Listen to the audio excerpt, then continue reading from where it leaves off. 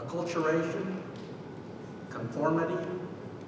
We thought that was the way to become a U.S. American citizen. Giving up our customs, our culture, our traditions. With the Chicano movement, we realized that that was not happening, and so we rebelled. We were going to become citizens on our terms. I object. Those are not confessions, those are statements. They are false and untrue. Your Honor, obtained through coercion and beatings of the defendants by police. I believe the correct term is admissions, Mr. Prosecutor. Objection overruled. At the next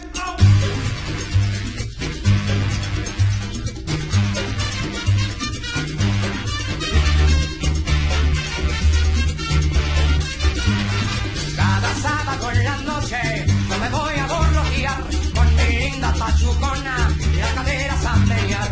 Ella ya se muñaquea cuando empieza a guarachar y al compás de los timbales yo me chingo petadear. Los chicos saben bailan rumba, bailan la rumba y la zumba, bailan guarachas sabrosón, el chico y el danzón. Los chicos saben bailan rumba, bailan la rumba y la zumba, bailan guarachas sabrosón. So what I know about Zoot Suit right now is it's about Henry and the 38th Street Gang, and they're being prosecuted for a crime that they didn't commit, and it's all about like Hispanic culture and like the racism that they're trying to fight, and you know what it really means to be Hispanic and live during this time.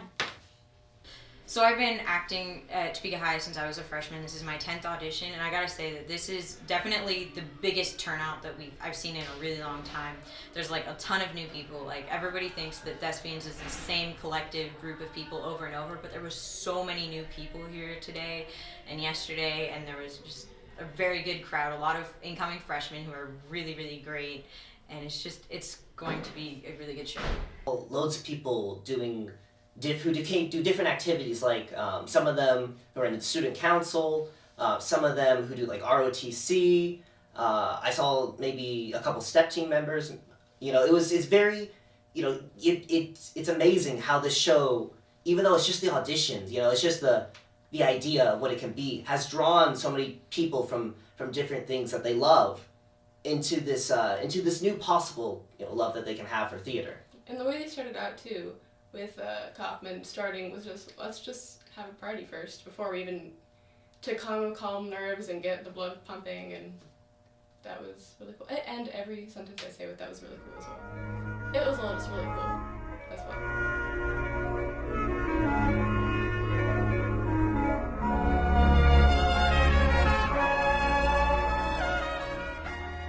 The neighborhood was, we all knew each other. It's not like today you don't know your neighbors. It was very comfortable living there. And I grew up in the Bottoms. My grandparents raised me. They were retired by the time that they took us in and cared for us. So we did have limited funds growing up, that kind of thing, but we had love, and that's what I think people need to come away with, that today's families, they struggle and everything, but if they can hold on with the love piece, it's a big thing. Part of that love is, of course, fostered through our Hispanic heritage, because we do value family. The first question I have is, you were growing up as a teen, as a younger person, what type of entertainment was there in the particular area that you grew up in? So as a teen, I was a member of CYO, which was the Catholic Youth Organization at Our Lady of Guadalupe, and the teens there would put on dances at the same community hall. My mom and her friends and family would sell food there, trying to earn enough money so that I could become Queen of the Mutualista. And also at the CYO dances is where I met my husband, John. And so that's what I remember about my teen years. Fun years, good years. Like I said, good memories. You go downtown, go to the movies. Of course, I'll tell you like it is. Black had no movies. You go downtown, and the Mexicans go to all the movies. At one time, you had to sit upstairs. That was before my time. I sat downstairs. they'd always give prizes away. First week we came home with about a 15-pound rat. Big old thing like that. The next week we came home with a Donald Duck bike. The duck face, little lights, and we didn't know how to ride a bike. So me and my aunt, we pushed it home. That was... I'm from a very large family, so we had to make do for our entertainment. But I do remember making slingshots. And there was these kids that across the street, they were honor kids, really honor. And we would shoot these bats at night when the bats would come out. And it was this huge tree and the bats would come out and we'd shoot at them. And we learned that bats have this radar. So when you shoot at them, they go in another direction. Well, eventually we learned one of us would shoot at the bat and the other two would go anticipate where the bat was going to fly, and we got one. We got a bat, and it fell down. And I remember we ran over to it, and we thought we're not going to touch it. We were afraid of the vampires. Okay, well, I can follow that story. One thing that hasn't been mentioned is that when I was young, which was a long time ago, we went to wedding dances where we didn't even have to know the people who were getting married. we just heard where the wedding dance was going to be, Meadow Acres, the auditorium, some other place, and we just showed up. And we knew there were going to be girls there, and there were going to be other guys there, and that was something that we often did. Back in the day, at this time, the Mexicans played with the Mexicans. You didn't go play across the street, across town with the white guys or nothing. We had our own, they had their own thing, basketball and the whole 9 yards like that. It was really segregated.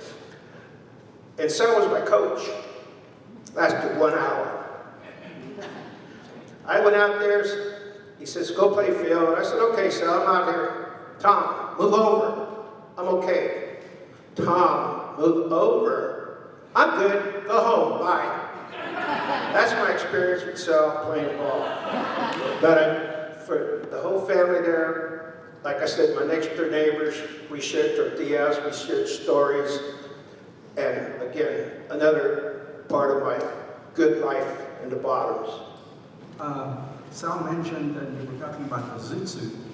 My first encounter with it was with the Texans that came through the military, through Forbes base, the soldiers. In fact, one of them became my brother-in-law, and Reuben, and he always wore these pink pants that were just so narrow he could hardly get his feet through them.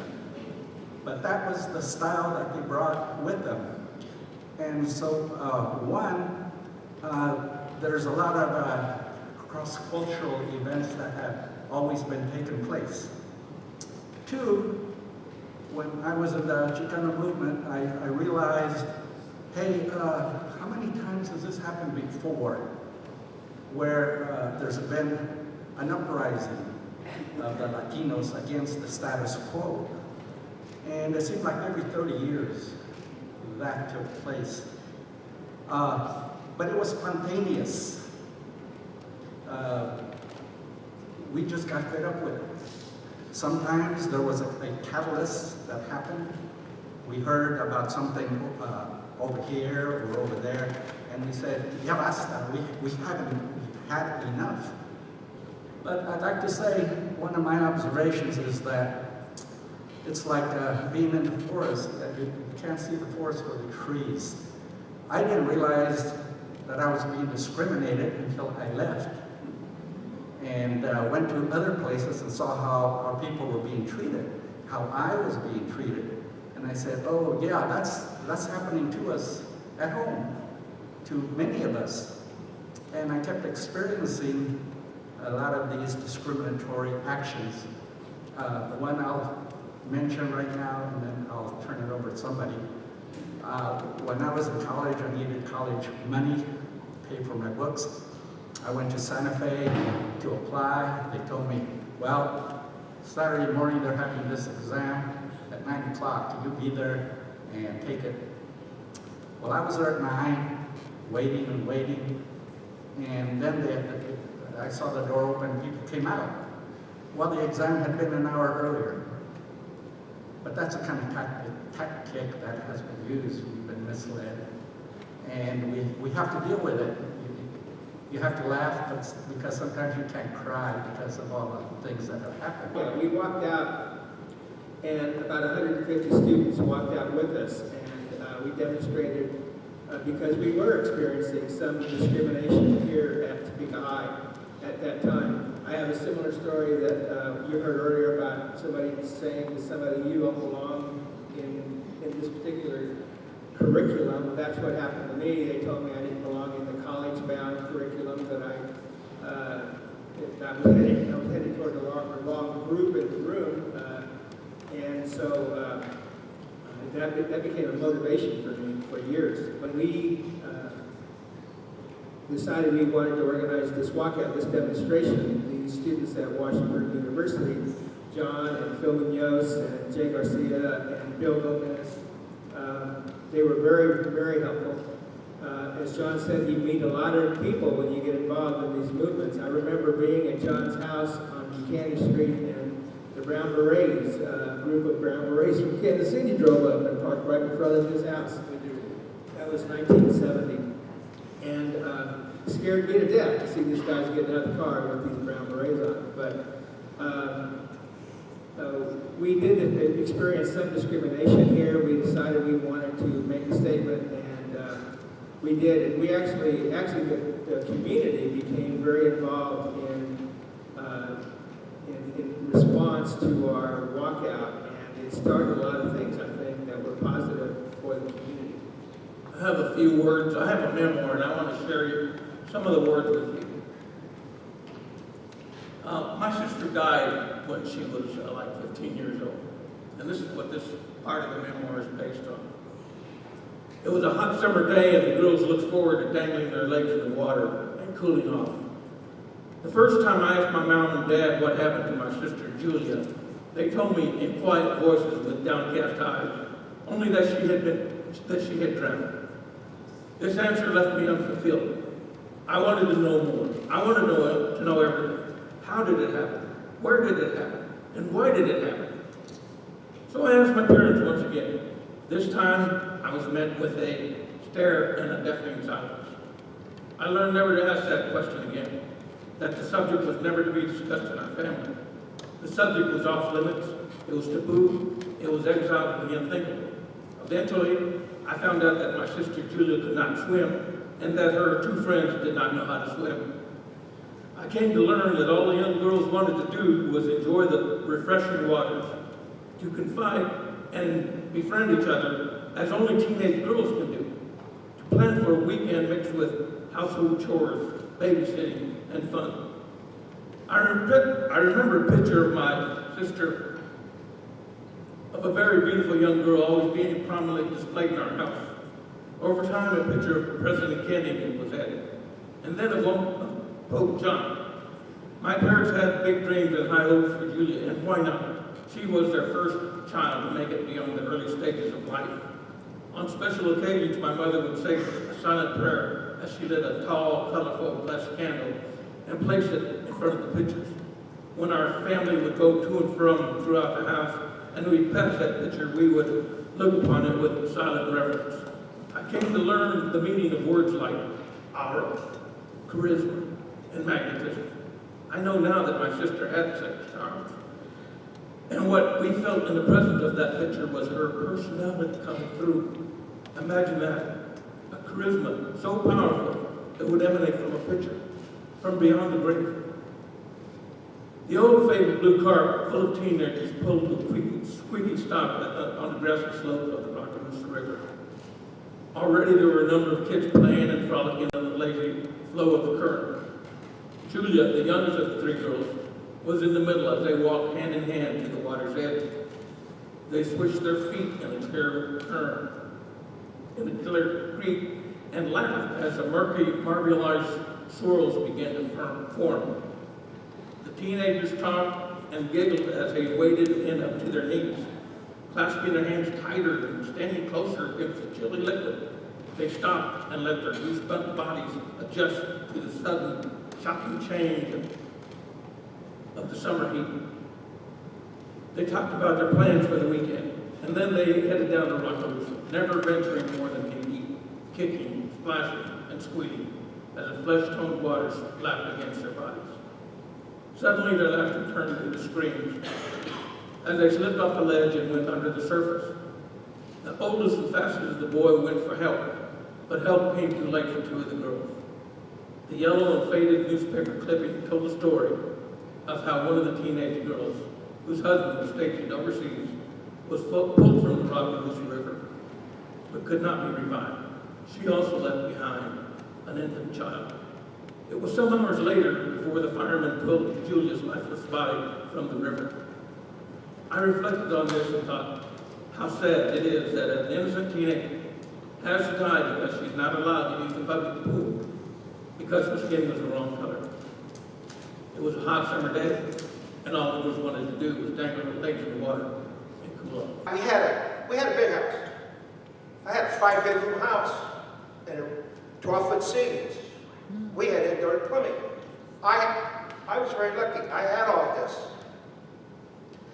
I had a barn outside that you could put 12 cars in. That's a big barn. Huge. The thing is that I kept the rest of our garden. Domain came in, and they said, you know, these are all poor people. Let's get them out of here. They gave us $5,000 for my house. We moved East Topeka to a bedroom house, and it was $7,500. You know, when they do that in Chicago, they do that every place for people of poor. Makes no difference what color you are. You're poor. They do that to you. They get you out of there, and they bring in everybody else who can pay more. And it happens to everybody. It really does. And that's basically when I learned, you know, something's not right. And again, you know, but I had a good life. And this right here, these ladies have done to bring this all together. We have 200 families that come into this from California, from Texas. As long as they can make it, they will make it. And we're there. And we invite everybody to come down and enjoy what we have to share. That is what kept the bottoms still alive in everybody's heart. And it's there. So, you young kids, come on down, meet the old people, sit down, talk to them, because that's the only way you're going to learn anything. It really is. It was important for our grandparents who came from Mexico, and in our neighborhood in the bottoms, the other ethnic groups, their ancestors that came in and into that area as well. One of the big things that happened is they had misfortune, they had poverty, so on and so forth. But they taught us and they encouraged us to assimilate into the community, to learn things that they could not teach us, such as they did not have a formal education, but they instilled in us that education, whether it be in a college, a technical school, or something. The education piece was important for every family. I'd like to say just one more thing, and she just hit on that subject. The most important thing that our culture can do for their children and stuff is to promote education. Education is important. That's the only way you're going to break out of whatever situation you're in. In fact, I would like to point out one thing to you. My wife and I both have master's degrees. My daughter, Jill, stand up please. She has a doctorate, Dr. Jill Gonzalez Bravo.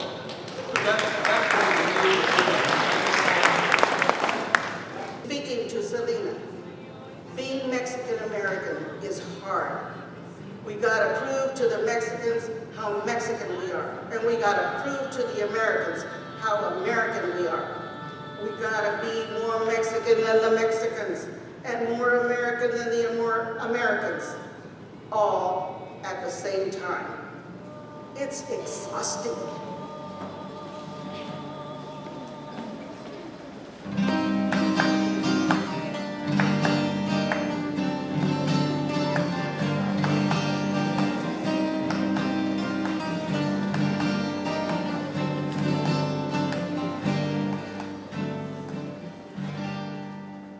Since auditions, I feel like people have been having fun, but they've gotten a lot more serious about the show and its content.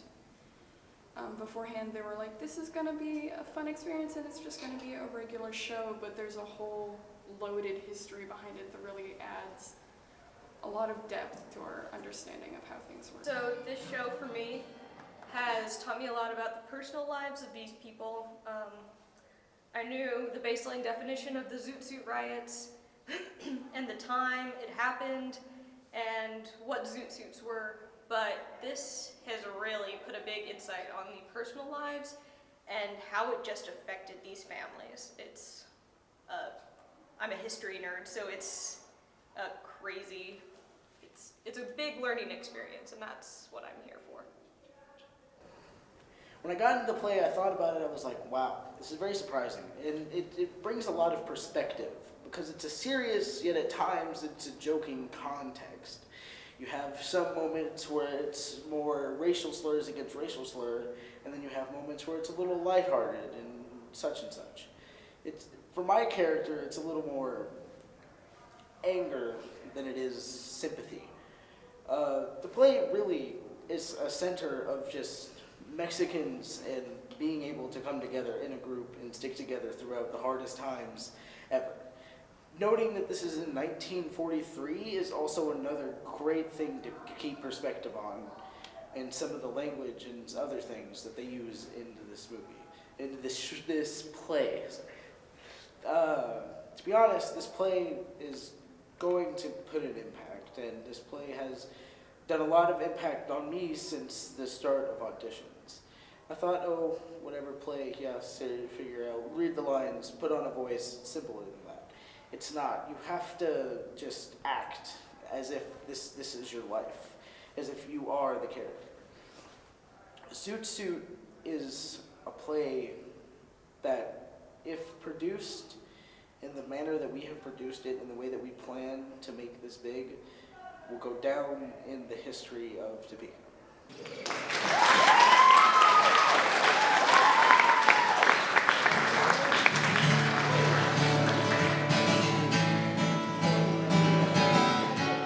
This is a U.S. history textbook used by Topeka High, has over 1,100 pages of content, and the Chicano movement is covered in 3 pages. And there's no mention of Zoot Suit riots, the play, or anything else regarding that. This problem is not simply a matter of representation either. The lack of critical ethnic studies in primary school history classes perpetuates the notions of American exceptionalism and white supremacy. With the ramifications of the propaganda of history in mind, I'm first going to be focusing on the era in which the play and subsequent film were written and produced in, before contextualizing the historical background of the story encompasses. Both the play and the film were written by Luis Valdez. Valdez was born in Delano, California in 1940 to Armeda and Francisco Valdez, who immigrated from Mexico and worked as migrant farm workers. Valdez was the second of 10 children and also worked in the fields with his parents from a young age. That experience left an indelible mark on Valdez as he returned to Delano in 1965 after graduating from San Jose State University to join the United Farm Workers Campaign. There he formed El Teatro Campesino, a farm workers theater group that toured the migrant camps to educate and uplift the striking workers. They also toured neighboring cities to raise money for the strikes. The plays the groups first wrote, directed, and performed were typically short one-act plays that are based on the experiences of migrant farm workers. But they soon began to encompass other aspects of Chicano culture. The convergence of current political movements and the larger narratives of Chicano history would continue to influence Valdez as he relocated to the south of San Francisco and combined the now fully professional production company with a culture center named El Centro Campesino Cultural in 1971. That would be the setting for where Valdez would write Zoot Suit. The play opened in Los Angeles at the Mark Tabor Forum in April of 1978 and became the first professionally produced Chicano play. So while the play is set 20 to 30 years prior to the Chicano movement, it is very much making a current political statement, and it's illustrated of that time period as well as the Zoot Suit era. So you can kind of see Zoot Suit culture both in the first picture and this one as well. And the Zoot Suit became a cultural marker in a uniform that was defined by the wide-brimmed hat, the broad soldier-long coats, high-waisted peg-leg pants, the long dangling chains, and a hairstyle into ducktails. So the Zoot Suit was not only a symbol of a subculture, but also was interpreted through a racist lens that deemed these drapes as also anti-American because of the excessive fabric violated wartime consumer regulations. So the character pictured here on the left is the allegorical character and alter ego of the lead, Henry. His name is El Pachuco, and he helps to narrate Henry's inner drama and stands in for the Chicano subculture at large. As the Zoot Suiters are tried and convicted of the murder on the basis of their Chicano identity rather than any actual evidence. So this event is based on a real life murder and occurred on April 2nd, 1942, when Jose Diaz was found unconscious at the Sleepy Lagoon and taken to the hospital where he later died. The autopsy found he had a fracture of the base of the skull and 2 stab wounds, but the cause of his death remained a mystery. While the circumstances surrounding the murder are murky at best, this did not prevent the LAPD from detaining over 300 young men and women, including Henry Lavas and other members of the real 38th Street gang, as well as some teenagers who were not Pachucas, but simply Chicano youth who happened to live near 38th Street. Of the hundreds detained, questioned, and assaulted by LAPD, 17 young Mexican-American men were placed on trial as a group for the murder. You can kind of see some of these men pictured here in the holding cell of the LA County Jail. And so they were mandated by the judge to stand trial in the same clothes they were arrested in and were denied basic hygiene. On January 13th, 1943, 9 of the defendants were convicted of second-degree murder and sentenced to time in San Quentin prison. The rest were charged with lesser offenses and incarcerated in Los Angeles County Jail. Attorney Kerry McWilliams, in summing up George Frick's court decision, said, quote, "From the beginning of the proceedings, they savored more of a ceremonial lynching than a trial in a court of justice." So while the Sleepy Lagoon Defense Committee formed and mounted an appeal, the criminalization of the Zoot Suit in Chicano culture is sensationalized through the press and accumulated in a racist fever pitch known as the Zoot Suit riots.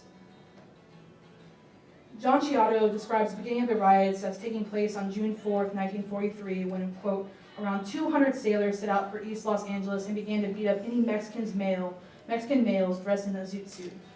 Aided by a police department who seemed to approve of the violence, the initial attacks quickly turned into a riot that lasted for a period of 9 days."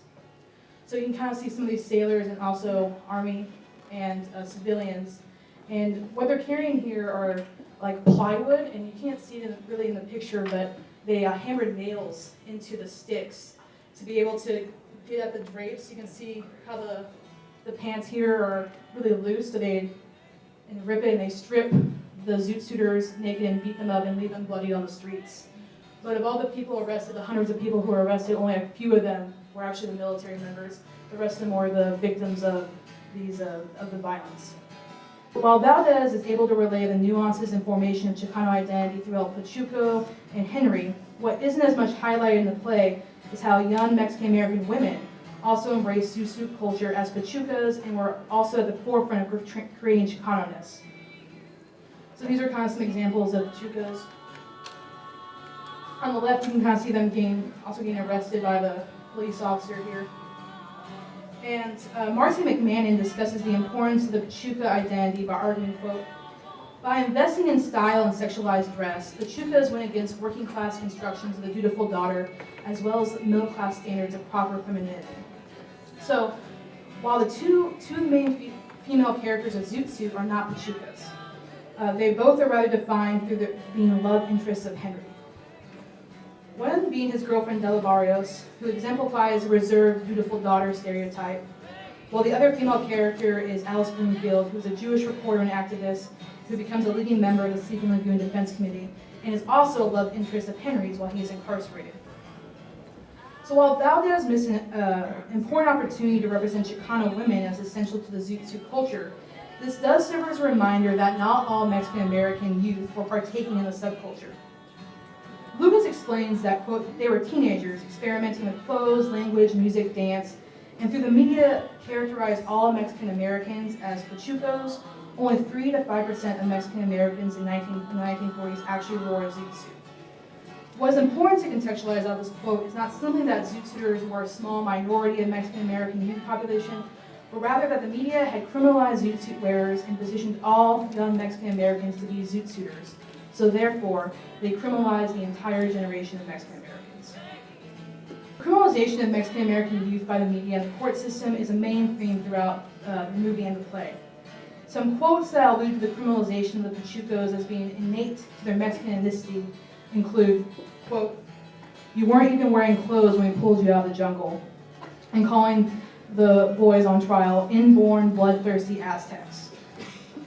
This depiction isn't far off from reality, where media outlets such as the Hearst newspaper, the Los Angeles Examiner, and the conservative Los Angeles Times began to play up Mexican juvenile delinquents as, quote, criminals, baby gangsters, and murderers who were endangering the citizens of Los Angeles. LAPD's Captain Edward Ayers submitted a gripping report regarding the inherently violent nature of Mexicans, saying all the Mexican element knows or feels is a desire to kill or at least let blood. When there is added to this inborn characteristic that has come down through the ages, the use of liquor, then we certainly have crimes of violence.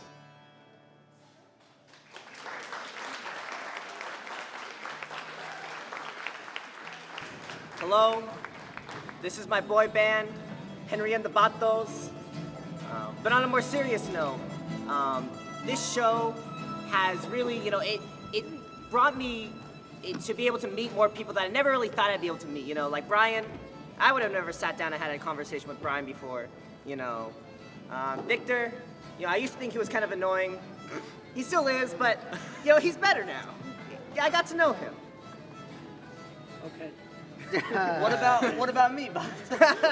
We still don't like you. Kaden, I've done shows with you. Okay, yeah. And so then when he came back this year, he emailed me and said, still want to be my stage manager? And I said, yeah, definitely. But I also wanted to be his dramaturg, which means I do the historical research. And so about 2 months before the show started, I started doing research on Zoot Suit and the Sleepy Lagoon murder case that is talked about in the play. And then, so that lasted about 2 months, and then I finally was able to give my speech. I did a full presentation, I did research, and I continue to give advice and find new articles and new developments in my research for the cast. But then once the show started, I began my stage management, and that was a whole different ball game where I was actually interacting with the actors on a daily basis, and I was directing them, and suddenly I had to be very loud, and I had to project my voice and get their attention. There was 43 actors, so that was a lot of people to suddenly be in charge of, and it was definitely a big change for me because I've only ever done very backstage things where I don't really interact with actors other than like, hey, this is your costume, or hey, here's this fun fact about the show. So that was a big difference for me.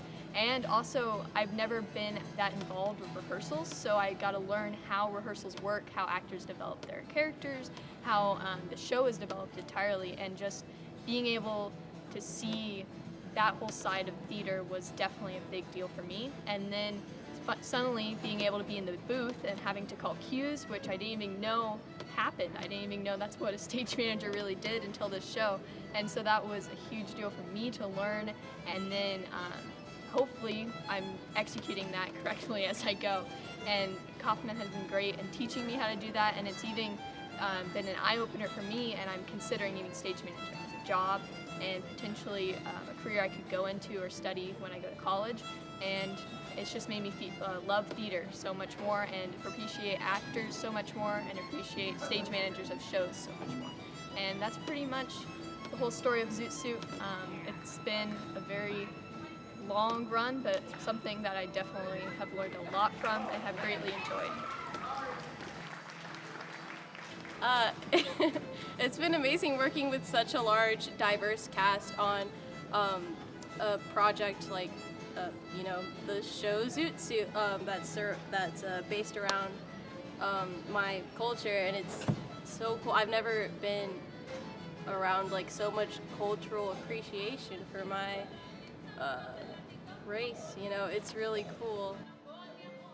This is my first show at Topeka High, and I felt like I should have done this sooner because I've gotten to know a lot of people through this show, and since it's my senior year, I thought I'd try a lot of new things, and this was one of them. So I really feel like this show doesn't just affect me, but also the community, because this has a lot of historical meaning to not only the U.S. but also Topeka itself, and I'm glad to be a part of that because I appreciate my culture and everything, and I'm glad to be able to share with everybody else, and I really liked being part of this show because it got me to open up more and to meet a lot of new people and that I'm probably still gonna have contact with after high school, and it was really fun. This is my first play, so it's really exciting, I think. Victor, it's your first play? What? Yeah, this is my first. Yeah. Does grade school count? No? No. Okay, No. First play.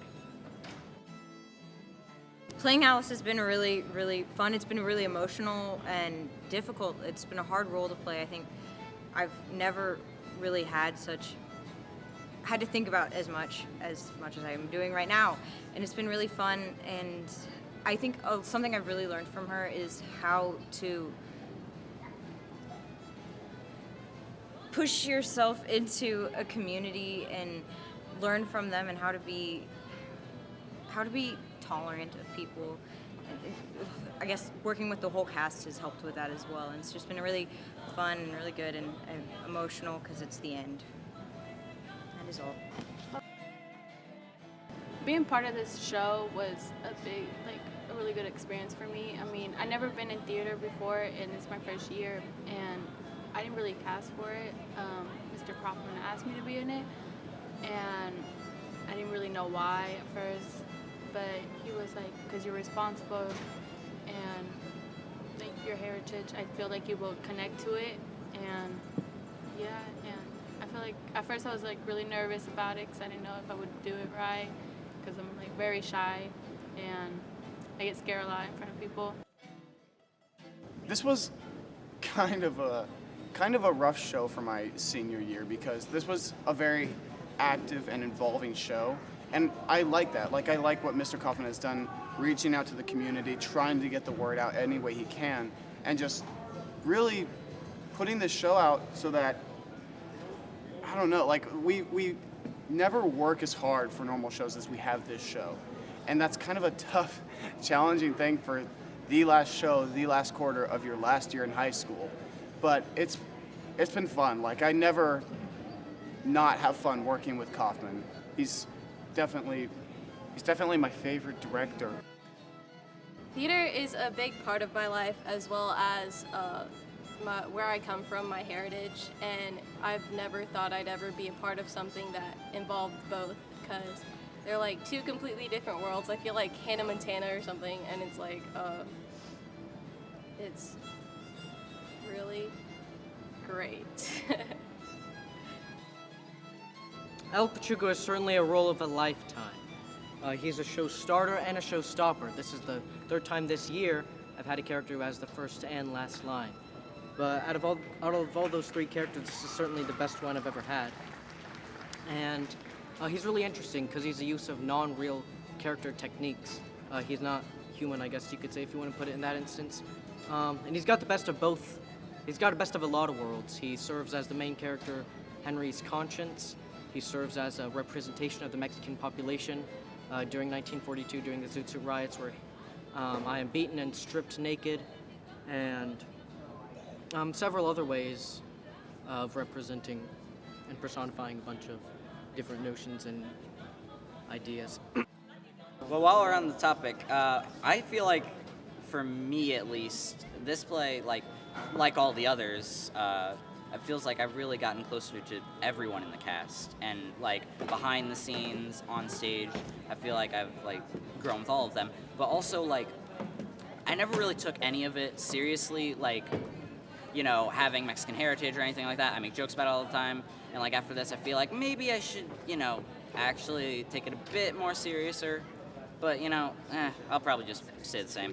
Seriouser? Yes, that's a word. Serious? I made it up. Might as well say gooder. Gooder. I speak the English. Zoot gooder. Zoot gooder. That's all read. Like a parrot.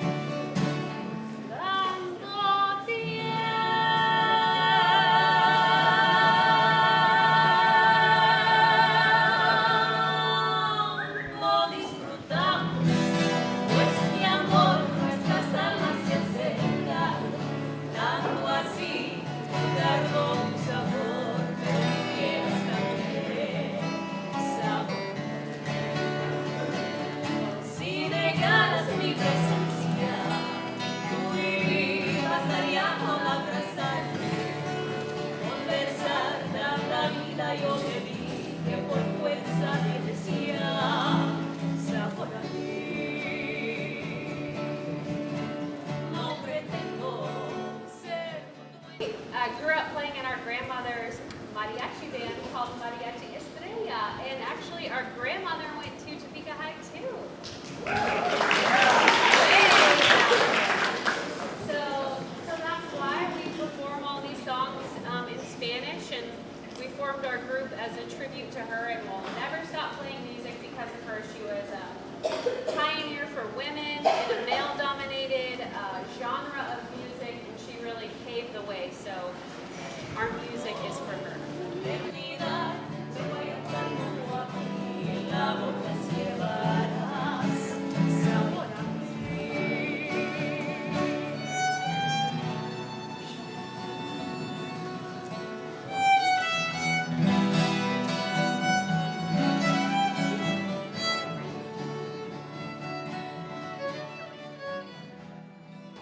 Being part of a show, an experience like Zoot Suit has been more fulfilling than I could have ever asked for. Being part of a show like this that really made me connect with a half of myself that I don't really get to connect with a lot. I mean, other than looking brown. But, this really helped me get a deeper understanding of what it meant to be Mexican and what it meant to be Mexican American. And just the way it has fulfilled me to be part of a show like this, where minorities don't really get to have the spotlight, and to have an entire show celebrating just that is just absolutely amazing. And I couldn't ask for anything. This show has broken a lot of ruts we've gotten ourselves into. The costumes look a lot better than they normally do. The outreach has been a lot more. The cast is a lot bigger than we normally have, especially for plays. Like maybe a musical we'd have a cast this big, but for plays it's enormous. And that's like a lot of work, and it's been a lot of effort by a lot of people. And it's kind of impressive, really, that we've been able to do so much in such a short amount of time. So one thing that Zoot Suit has really done for me as a Hispanic student is kind of teach me the culture and what's kind of behind it. Because growing up in Topeka, I've kind of grown up in a community where the heritage is not really taught to us, you know. The generation, second generation, third generation kids coming in from foreign countries. and to really see what it was like to be, you know, Chicano, be a Pachuco, is very different from how I envisioned myself. And it gives me the ability to take pride in who I am, you know, my heritage, everything that that is given to me just from my birth, you know. That's what really Zoot Suit has given me. What puts me in a really fabulous pickle is that everything I do is taken for symbolism. The way I look at somebody, every action, every word I say, the way I say it, and it truly puts me in a really confined place. But it just forces me to think a lot more about my character, which I really appreciate. And it's given me a lot of insight on the way people think, and so on and so forth.